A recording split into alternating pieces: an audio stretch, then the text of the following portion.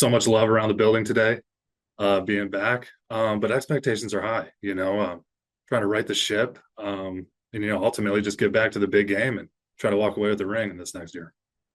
And you're now going into what, your third offensive coordinator since being here.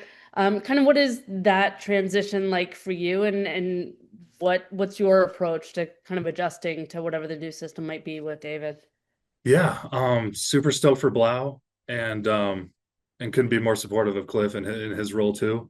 It's just kind of the nature of the business in some parts of the league, some teams.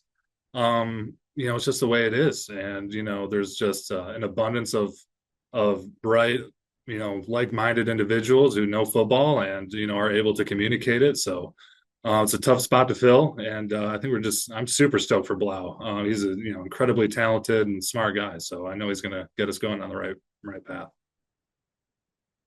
We'll go back to Khan. Thank you. Sorry about that. Hey, Andrew, you also have a new line coach, or Darnell Stapleton getting a promotion, Bobby leaving. What can you say about Darnell and that transition? I love Coach Stape, and Shane, and so having those guys, have a more integral role this season. It's going to be great. One of the best things that Stape does is his game day communication. He's a past player. He's lived this life, and he knows what it is to sit in that bench with your guys beside you. And so, just how, he reiterates certain points and, and the little things he gives you here and there, especially on Sundays is, super important. And I know, Nick, you kind of brought this up, but you could have tested for agency. Why did you want to get this done beforehand? And what makes you want to come back to this group? This is a special group, not only players, but everyone in this building. In this place, we can win a lot of football games here. And, I know it. That's why I signed back last year. And that's why I signed back this year. I know we can win a lot of games here. The culture is in place. DQ and AP have this place going. It's on lock. And, we just got to, step up, take it to that extra step, make a little playoff run and get to the big one. And so just like I know we can. David. Hey, Andrew, congratulations. Welcome back. With all the change that's about to happen this season, some people hate and resist change. Some people love change and roll with the excitement that comes with it. And I think most people are probably somewhere in the middle. Where do you kind of fall into that spectrum?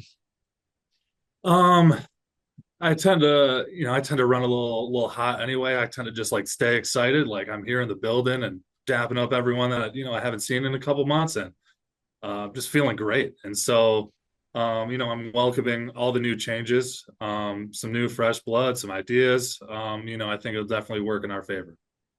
And then you and Nick Allegretti came over from a championship caliber organization. Obviously, you arrived a year before Nick did, but to have that running mate with you through these last couple of seasons and to now be able to move forward as teammates again, how impactful is that for you? Super. It's not one of those things that happens in the NFL today. You get to, be on your team with your best friend, for the longest, and it's rare to even have one of those guys that you meet in the NFL. So super stoked for Nicky to get in this building and sign and play the position that he really is, super confident in as well. And so, sky's the limit for Nicky, and I'm just super stoked to get another crack at this thing. Thanks, Andrew. Candy. Hey, Andrew, congratulations. Good to see you. So you just mentioned a moment ago about the culture, and I know we often talk a lot about that piece of it, what AP and what DQ have done for the culture here. So can you just share a couple of examples of what this culture is with the Washington Commanders and why it was so important for you to come back? Well, just looking back on different phases and processes and levels of football, no one's really trying to run you in the ground and break you and really see what kind of man you are, necessarily. We do that in different ways, and so no one's really trying to break you down. It's all about building you up here, and just the overwhelming positivity that creates really helps with the energy in the building, and the positivity, and just how people view practice, lifts, certain drills at practice, and just everything. And so it's definitely a positive environment to be a part of. And from the offensive line perspective, your first year with the Commanders, of course, it was an up year. Then last year, down year. What have you learned about yourself and your role in the offensive line and you all getting better as a unit?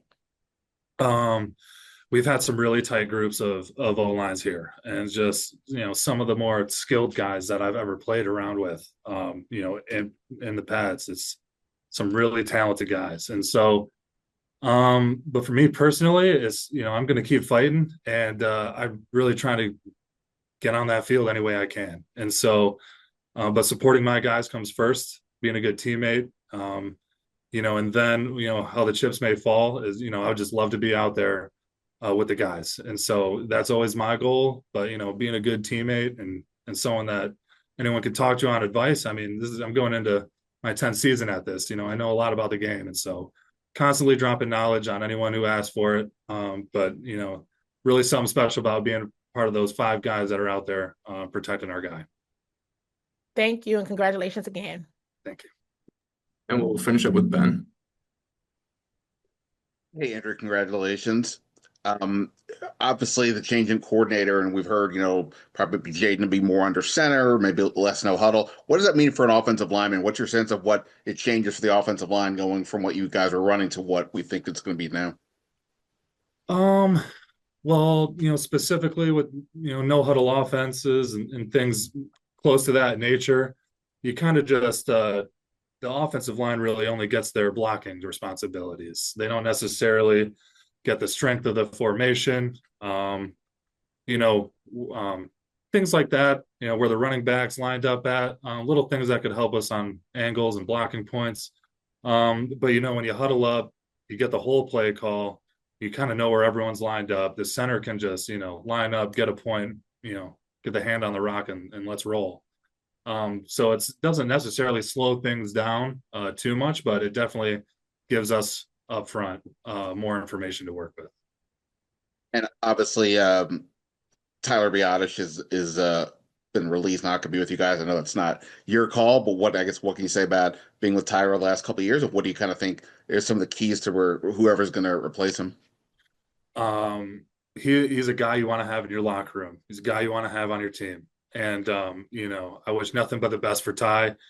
I think it caught some of us in shock, but that's just kind of the nature of the business. But he is a great person and a great football player. And so I know he's going to be all right for himself. He's going to do all right. But just a great guy, someone you want in the locker room for sure.